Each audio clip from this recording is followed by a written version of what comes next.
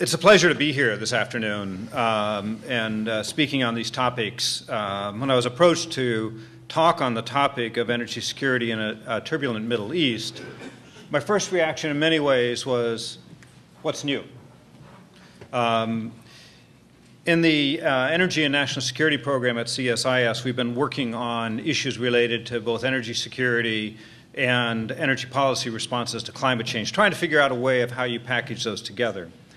I came to that job after about 35 years working in the Department of Energy and some of its predecessor agencies on the question of energy security. And one of the first things I had to try to do was understand, what does that mean?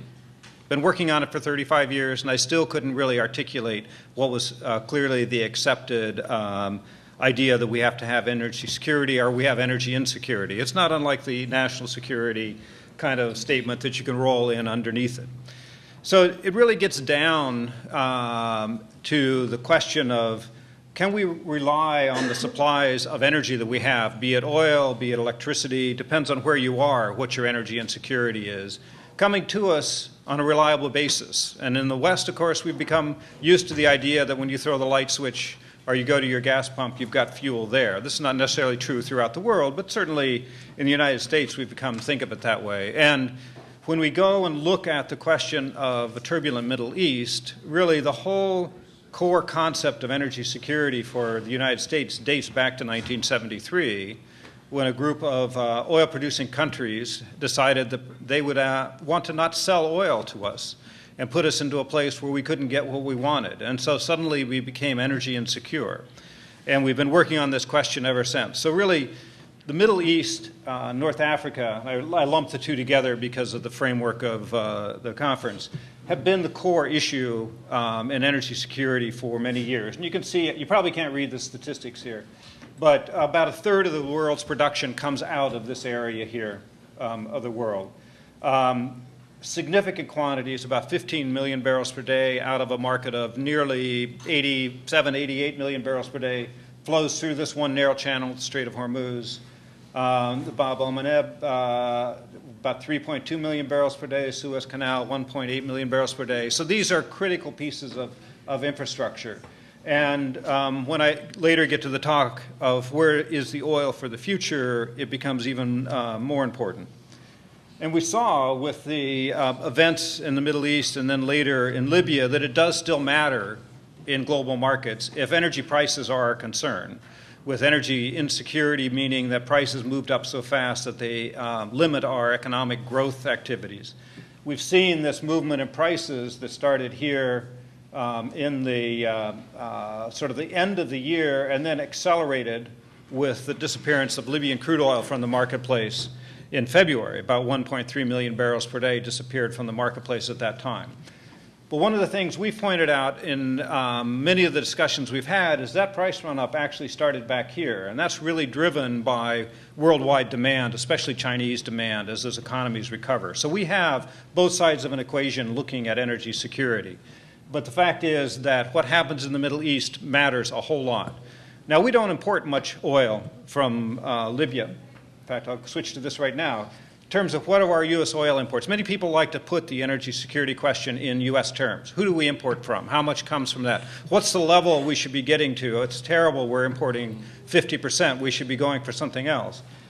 Libya doesn't appear on this list of countries that we import oil from. So we get oil from the Middle East and North Africa, a significant amount from Algeria, of course Saudi Arabia. But Saudi Arabia and Algeria are not that far apart anymore in terms of the volumes, because Saudi crude has started to move east to China, less so to the United States. Kuwait and Iraq, and I couldn't make the chart big enough to actually get the Libya portion in because it's insignificant. But we felt the impacts. This is truly a global issue. We're in a global marketplace. So when you look and hear the discussion about what's our level of imports from certain countries, it really is the wrong focus for those discussions. And this is going to change even more in the future. The Canadian portion of that chart, it's up to about 22% now, is going to continue rising in terms of volumes into the United States at a time that our overall imports are going to be declining. So we're going to see further squeezing out of oil, especially from the Middle East regions. So what are the key factors? I put down the outlook for world oil markets, that's sort of what everyone links to being the code for energy security in many ways. We're looking forward in time. We see global demand is continuing to increase despite improving situation. I'll have little charts on this. This is sort of the chart you read, and then you can go to sleep for a little while. But the demand's going to continue to increase, especially by the continued growth of transportation vehicles within developing countries.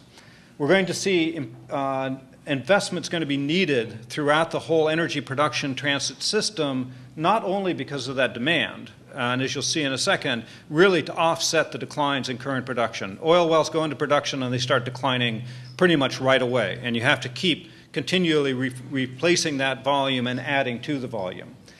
The other key factor in tourism is that the cheapest resources and some of the largest resources are in the Middle East, so that is going to be the center of gravity for this global petroleum system for a long time. Resource nationalism has affected and will be affecting investment flows as governments maintain greater and greater control over what the investment flows are, what does the production outlook become over time. And I think in many ways this will be the great uncertainty of this, if you will, turbulent Middle East that we will have to face, is what will be the decisions of those that run the governments in the future. What will they see as the right volume of oil production for their country, not just for the West and the emerging markets whose demand is growing.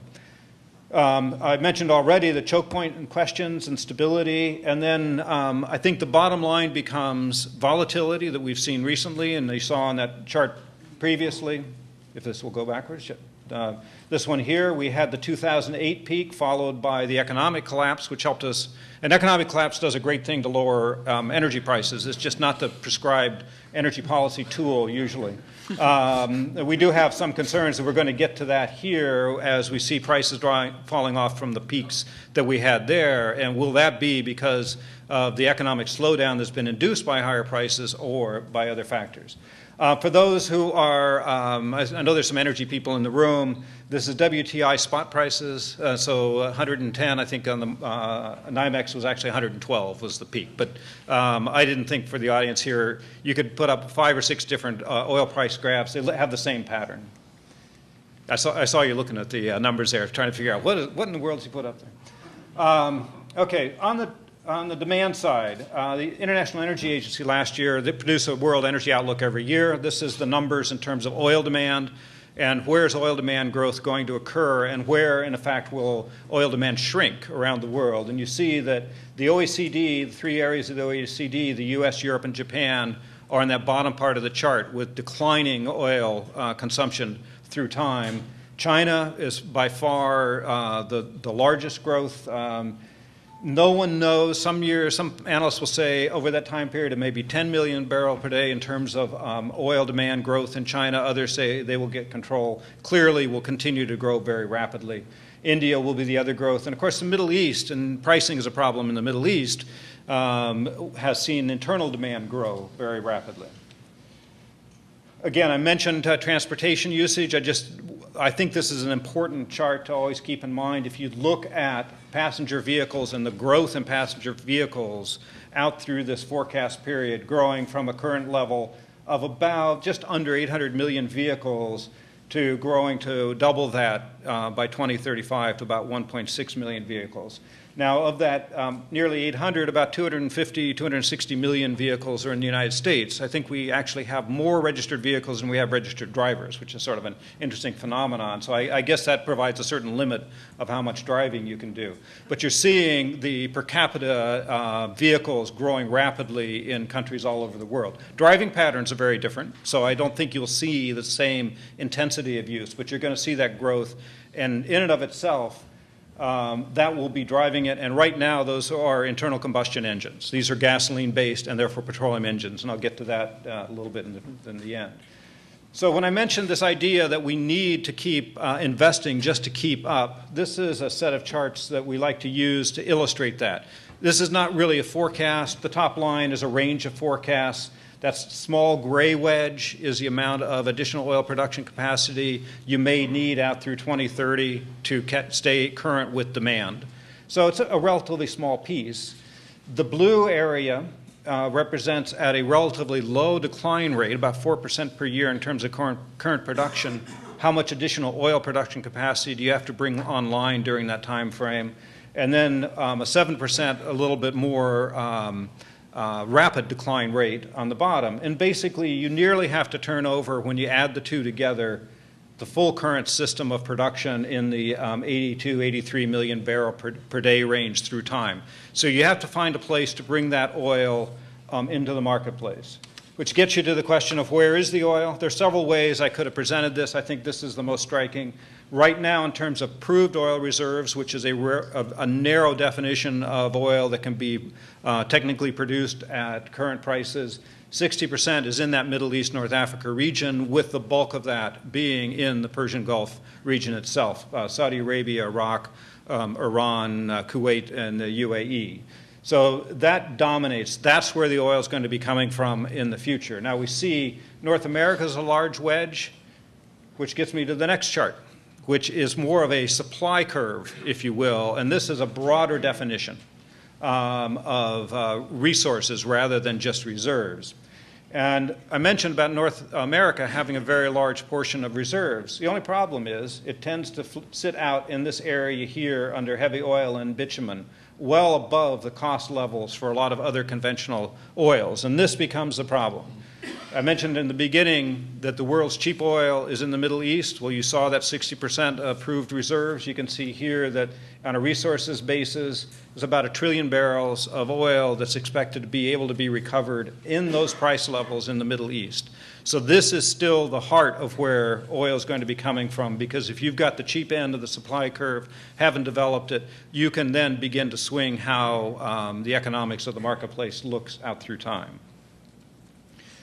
The other key issue that's come up recently is as we try to look at how we deal with today's current price increase and how do you bring on additional oil, analysts like to look at, well, what's the surplus oil production capacity that's available in the world?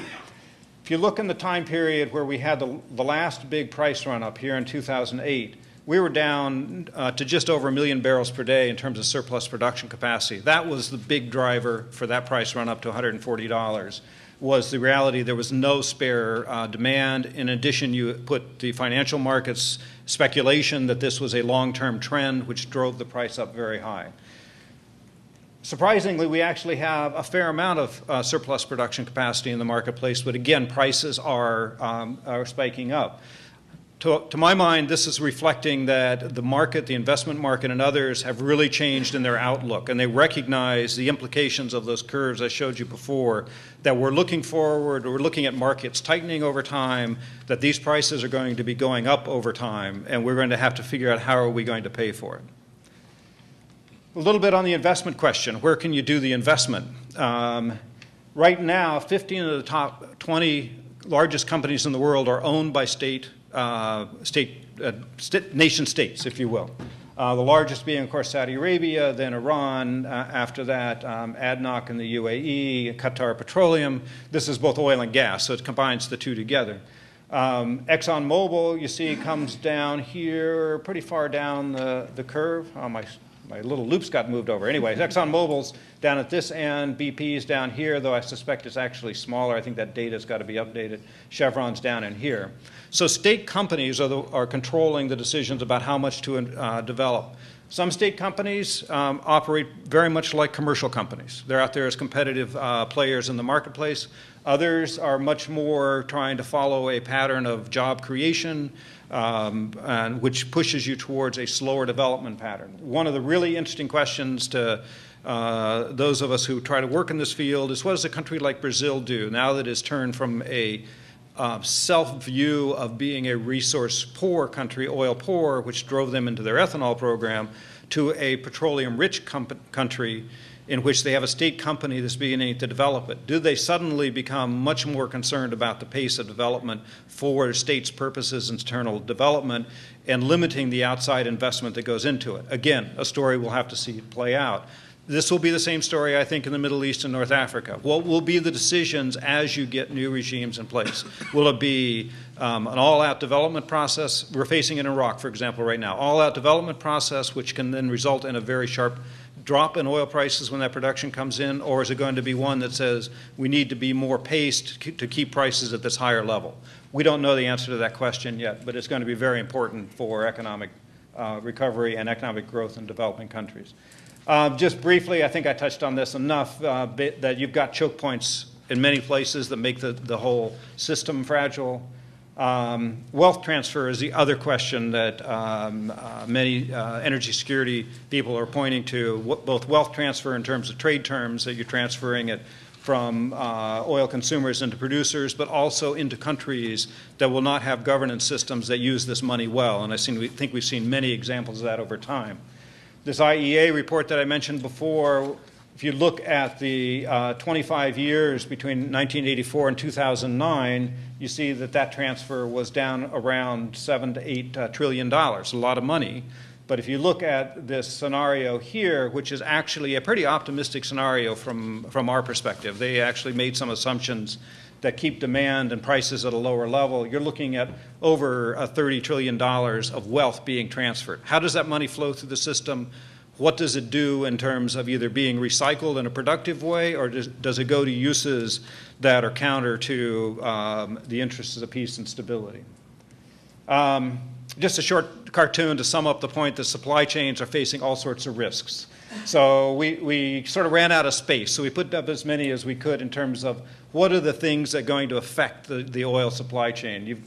I just added a couple days ago the Arab Spring concept in the Middle East. We didn't have that one before, so we have to keep changing this. Nigeria, of course, with civil unrest affecting oil production there, investment policy. In Russia, Caspian transit policy. And if anyone's got a favorite one they would like to suggest, I'll modify the chart to reflect that. So what do we do about this? What are our policy responses? So I'm going to focus on energy policy responses, since we've got a great number of foreign relations policy responses and possibly military responses that are going to be very important. The kind of relationships we establish with countries in the Middle East under a new framework are going to be critically important. But I'm not going to stray into that. That's sort of outside my lane. So in looking at, are we prepared for the sudden disruptions that we may face? And the reality is we have developed strategic petroleum reserves that are quite large, that we've been sitting on for a long time. We have over 720 million barrels of oil in the government strategic petroleum reserve. That's about $70 billion at today's prices. We've been sitting on it for a long time. We drew down a little bit in the first Persian Gulf War and then after Hurricane Katrina, but basically we haven't used it.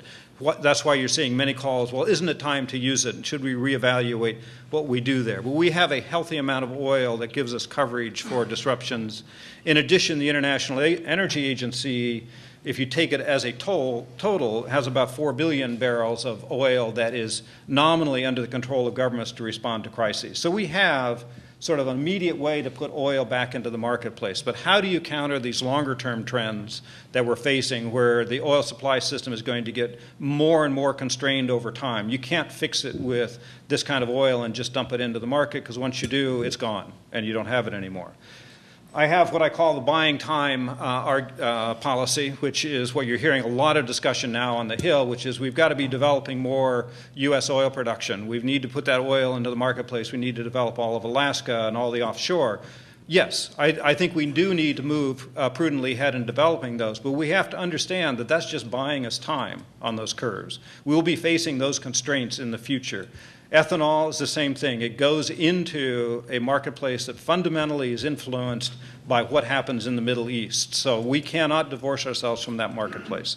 So we need to buy some time, though, especially as we're facing uncertainties. It's probably good to build a transition into what I think really is the most important long-term policy solution we can face, is we've got to break the lock between oil and transportation.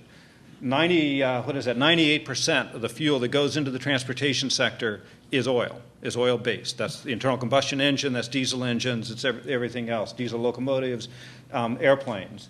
70% of the oil we use in the United States, and of course we're extreme, but 70% of the oil we use goes into the transportation sector. So these two sectors are locked intimately, and we have to break that down. So that's a long-term policy solution. It really means you have to change the capital stock of the vehicles you have. You need to introduce flexibility and competitiveness between fuels. We need to see if the new bounties of natural gas we're seeing in unconventional gas can be converted into a transportation fuel. There's some very big barriers to doing that, but that provides an option.